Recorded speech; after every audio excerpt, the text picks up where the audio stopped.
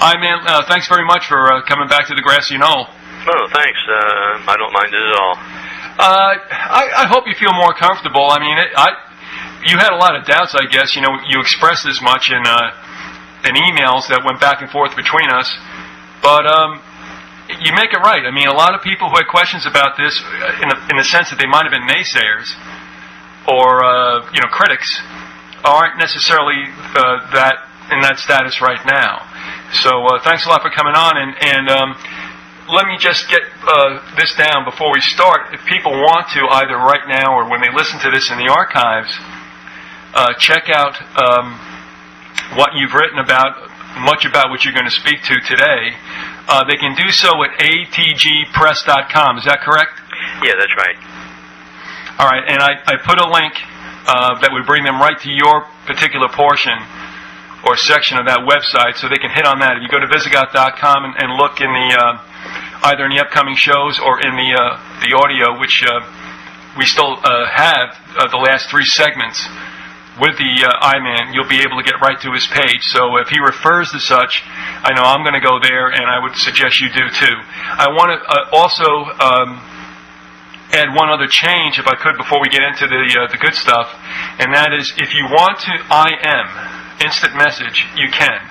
You can do it via MSN, all right, now be Visigoth, or at Yahoo, and that would be BYZ 1400. So if you want to shoot a question to the I-Man, you may do that. This is all brand new. I don't expect to take it for it all to take at one time, but and that's what we'll do now. In time to come, I might install an 800 number, but first things first. Okay, so if you want to get in touch with us, please at my MSN Messenger, which is Visigoth, or also at Yahoo, which is Biz1400, or shoot me an email, which I'm checking all throughout this time, at visigoth@hotmail.com. It's VYZYGOTH. Now, where shall we start, I-Man? Well, I had wrote a letter to a researcher who got some flack from a naysayer down in Texas, and I just kind of blew off some steam with the letter that I had to him. So I had been running through a lot of my stuff, wondering what I could use for this show, and I decided, well, I'll just try this letter first. And like I say, it is a letter, and it's probably about 10 or 12 pages, and it's got a lot of meat in it that I was expressing to him of what to look for, because he didn't have the information that I had to rebut the naysayer that was, cognitive dissonance took over its place, because it's so foreign to the mind that, once a lie is started, and there's been a lie for 200 years, people tend to believe the lie, and when the truth hits them, they still tend to believe the lie because the truth is so foreign that they feel it's got to be a lie. So that's why I just picked this letter. And like I say, it is in letter form, and I'll be reading it, so, I hope it isn't dry for them.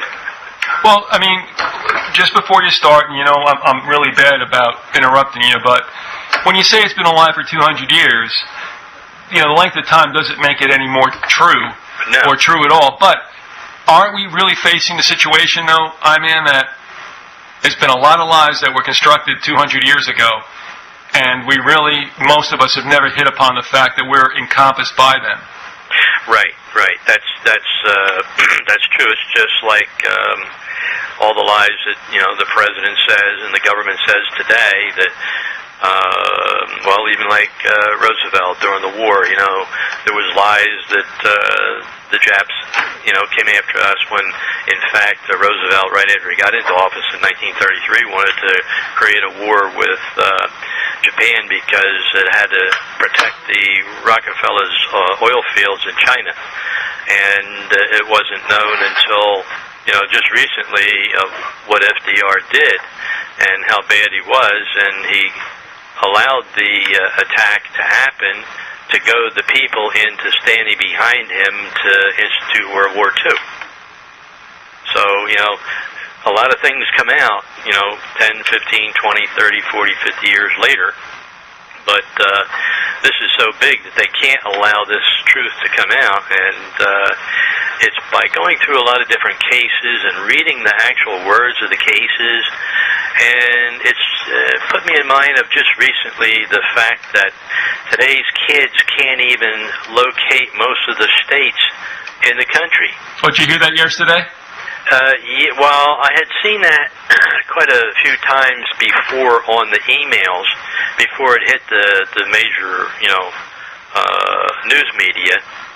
But that's the truth, because I've dealt with a lot of kids, and I used to be with Boy Scouts for 24 years, and I could see the dumbing down of the kids, because in the Boy Scouts we teach them a lot of other stuff, and a lot of it's compass and geography and stuff like this. And I found from 1970 all the way up to 1989, gee, the kids are getting dumber.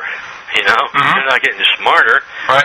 And there's a lot of things like that. So when you go in to read these cases, and you know the English language and grammar and how to diagram a sentence, which when I went to school, that's all we did was diagram sentences. But see, since 1990, I used that a lot when I wrote my books and diagramming sentences, and to get the meat of what it was and what they were really saying, not what just appeared to be what they were saying on in the words. And of course, they changed the words to be a term. And anytime you see the word term, I'd say the word term, but anytime you see term in a statute, it's different than if it was a word. In other words, they take corn, and it's a word. And if they say the term corn means, then it's what that means, not what the word corn means, like corn on the cob, you eat it, it's food, Right. So you have to know what the statute says, what the law says, and if it is couched in terms or is it couched in words. And because most of it is all statute, it's all couched in terms. And on ATG Press, there is a site in there that says terms, not words, and that would be good for people to read. And if they also want to become educated in it, is to go and get a book on diagramming sentences and start playing around with small sentences, and you'll be amazed at what they find out is the predicate and what's the adverb and what's the subject, and they all come into play. And but how so? I mean, is it because you have to, for instance, identify, shall we say, a parenthetical clause? Right. I guess a non-restrictive clause they would call it, which if you pull out might change. Yeah, if you pull out the parenthetical clause and it still makes sense, then you can throw the parenthetical clause away. Yeah, and if it's there, sometimes it does color differently the entire sentence. Yes, it does. Oh. Or they want you to believe it means that, and it really doesn't mean that. I mean, we all have to admit, though, everything from legislation to your insurance policy is such written obfuscation that it does exactly what I guess it's intended to do, and that is make the reader tire and just get exhausted. Yeah, he does. And, I used to sit down and read every little fine print and everything, and my wife would always say, "What are you doing that for? Sign it." I said, "Yeah, okay, I'll sign it, and you're going to sign your life away, And after a few years of that, she really got not annoyed anymore, and I said, "See this? If I didn't read this, this is what we would be paying." And you realize that the fine print means a lot. Yes, it does. When they say fine print, sometimes it's bolded and big words, and that is actually considered fine print in law.